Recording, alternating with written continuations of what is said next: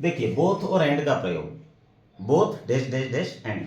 अब इसका प्रयोग सीखने से पहले एक चीज आपको बता दूं कि ये both and, neither nor, either और नॉट ओनली बट आल्सो, ये सब एक जैसे प्रयोग किए जाते हैं। ये पेयर्ड कंजंक्शन कहलाते हैं। पेयर मतलब जोड़े में आने वाले, पेयर का अर्थ होता है जोड़े, दो दो के जोड़े में आने वाले कंजंक्शन, और बीच में इनका रिक्त स्थान होता है, तो इनके प्रयोग सबके एक जैसे हैं। तो आप यदि बोथ और एंड का प्रयोग सीख रहे हैं तो साथ में नाइदर नॉर का प्रयोग भी सीखिए, और साथ में आइदर और का प्रयोग भी सीखिए, और नॉट ओनली बट आल्सो का प्रयोग भी सीखिए। ये अलग अलग वीडियो मैंने बना रखे हैं सब, इसके बाद आप सब देख लेना या इसके साथ आगे पीछे एक साथ देख लेना। तो क्योंकि सबके नियम एक जैसे हैं इसलिए एक साथ सारे समझ में आ जाएंगे, और ये सारे ही परीक्षा में पूछे जाते हैं, किसी न किसी सन में आ चुके हैं कहीं ना कहीं। ठीक है, तो सबसे पहले देखिए बोथ का अर्थ होता है दोनों, एंड का अर्थ होता है और। अब ये दो सेंटेंस दिए जाते हैं इससे, और दोनों सेंटेंस में लगभग सारी चीजें कॉमन होती है, एक चीज कोई भी अनकॉमन होती है, चाहे वो नाइदर नॉर हो, चाहे आइदर और हो, चाहे नॉट ओनली बट आल्सो हो, या बोथ और एंड हो। पूरा दोनों सेंटेंस लगभग कॉमन होंगे, एक चीज कोई भी अनकॉमन होगी, या तो सब्जेक्ट अनकॉमन होगा बाकी सब कॉमन होंगे, या ऑब्जेक्ट अनकॉमन होगा बाकी सब कॉमन होंगे, या मेन वर्ब अनकॉमन होगी बाकी सब कॉमन होंगे, सब्जेक्ट ऑब्जेक्ट। ठीक है, तो जहां पर अनकॉमन चीज है वहीं नाइदर नॉर का प्रयोग भी होता है, आइदर और का भी होता है, नॉट ओनली बट आल्सो का भी होता है, और बोथ हैंड का। ये सारे पेयर्ड कंजंक्शन एक जैसे ही होते हैं। देखिए दो सेंटेंस देखिए, my father worked in the steel plant, मेरे पिताजी ने स्टील प्लांट में काम किया। My grandfather worked in the steel plant, मेरे दादाजी ने स्टील प्लांट में काम किया। अब ये सब्जेक्ट दोनों में अनकॉमन है, या माय फादर या माय ग्रैंडफादर है, और worked in the steel plant ये एक जैसे हैं। ठीक है, तो जैसा हमारा नियम हम आइदर और में देख चुके हैं, नाइदर नॉर में देख चुके हैं, नॉट ओनली बट आल्सो में देख चुके हैं, जहां पर अनकॉमन चीज है वहीं पर इन पेयर्ड कंजंक्शन का प्रयोग होता है। तो सबसे पहले बोथ लिखा, फिर एक सब्जेक्ट लिख दिया माय फादर, एक अनकॉमन चीज, फिर एंड लिख के फिर दूसरी अनकॉमन चीज माय ग्रैंडफादर, और worked in the steel plant, ये दोनों सेंटेंस में सेम आ रहा है तो उनको एक ही बार लिखना। जो कॉमन चीजें आती है उनको एक एक बार लिख देना है, बस सेंटेंस बन जाता है। दूसरा देखिए, दो सेंटेंस देखिए, Sunil speaks English well, Sunil अच्छी अंग्रेजी बोलता है, his friend speaks English well, उसका दोस्त अच्छी इंग्लिश बोलता है। अब सुनील और हिज फ्रेंड ये दोनों सब्जेक्ट अलग अलग हैं, स्पीक्स कॉमन है, इंग्लिश कॉमन है, वेल कॉमन है। ठीक है, तो जहां अनकॉमन चीज है वहीं पर इनका प्रयोग होता है।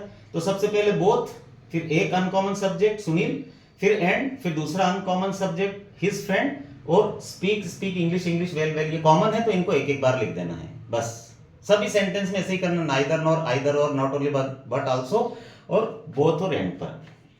ठीक है, अब यहां थोड़ा सा एक चीज का ध्यान रखना, यहां पर ये एक वचन थे इसलिए एक वचन के साथ एस या इस लगता है प्रेजेंट इंडेफिनिट टेंस में, ये भी एक वचन है सब्जेक्ट इसलिए इसके साथ भी एस या इस लगेगा, सिंगुलर सब्जेक्ट है इसलिए।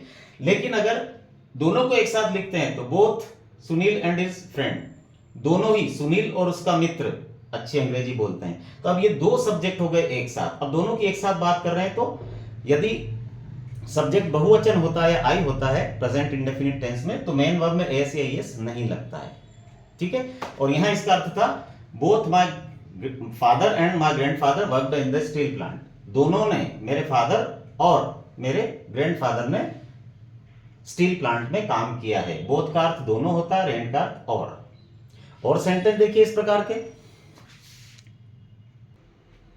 देखिए I play cricket, I play hockey, ये दो अलग अलग सेंटेंस हैं। अब आई कॉमन है, प्ले भी कॉमन है, क्रिकेट और हॉकी अनकॉमन है, पीछे जाकर ही यानी ऑब्जेक्ट अनकॉमन है, तो अनकॉमन के साथ ही इन चीजों का प्रयोग होता है, चाहे नाइदर नॉर हो, आइदर और, या बोथ एंड हो, या नॉट ओनली बट आल्सो हो। तो आई एक बार लिख दिया, कॉमन है इसलिए दोनों में, प्ले भी दोनों में कॉमन आ रहा है, एक बार लिख दिया। अब ये अनकॉमन है तो पहले बोथ का प्रयोग किया, एक अनकॉमन चीज भर दी, फिर एंड लिखा और दूसरी अनकॉमन चीज डाल दी। सभी में प्रयोग ऐसे ही है, चाहे नाइदर नॉर हो, आइदर और हो, नॉट ओनली बट आल्सो, या बोथ और एंड हो। तो मैं क्रिकेट खेलता हूं, मैं हॉकी खेलता हूं, I play both cricket and hockey, मैं दोनों ही खेलता हूं, बोथ मतलब दोनों, क्रिकेट और हॉकी। अगला देखिए, my mother कुक्स well, my mother dances well, मेरी माँ अच्छा खाना पकाती है और मेरी माँ अच्छा डांस भी करती है। वेल मतलब अच्छा, तो माय मदर कॉमन है, कुक्स और डांसेस अलग अलग है, तो ये वेल इसके साथ में ही जाएगा, अच्छा बनाती है और अच्छा डांस भी करती है, तो ये दोनों एक ही माने जाएंगे। तो माय मदर अनकॉमन है, एक बार लिख दिया, फिर ये अनकॉमन चीज आ गई, तो पहले बोथ का प्रयोग, फिर एक अनकॉमन चीज, फिर एंड का प्रयोग, फिर दूसरी अनकॉमन चीज, पहले ये फिर ये। ठीक है, तो मेरी माँ दोनों ही काम अच्छे करती है, cook well and dances well, खाना भी अच्छा पकाती है और डांस भी अच्छा करती है। इसने एक चीज जल्दबाजी में लिखने में रह गई, वो है एस, कुक्स वेल। ठीक है, सेम आएगा। ठीक, अब यहां एस यस इसलिए नहीं हटाया क्योंकि मदर एक वचन ही है और वो काम दोनों अलग अलग कर रही है, तो एक वचन के साथ एस या एस लगता है प्रेजेंट इंडेफिनिट टेंस में। ठीक है, ये थे आपके बोथ और एंड। Thank you. ध्यान रखिएगा कि बोथ हैंड पढ़ रहे हैं या सीख रहे हैं तो नाइदर नॉर भी साथ में सीखिए, आइदर और भी सीखिए, और नॉट ओनली बट आल्सो भी सीखिए, और बोथ हैंड भी सीखिए। चारों के नियम एक जैसे, इसलिए एक ही बार में अच्छे से समझ लीजिए। Thank you. वो चारों अलग अलग वीडियो है ना। अब थैंक यू।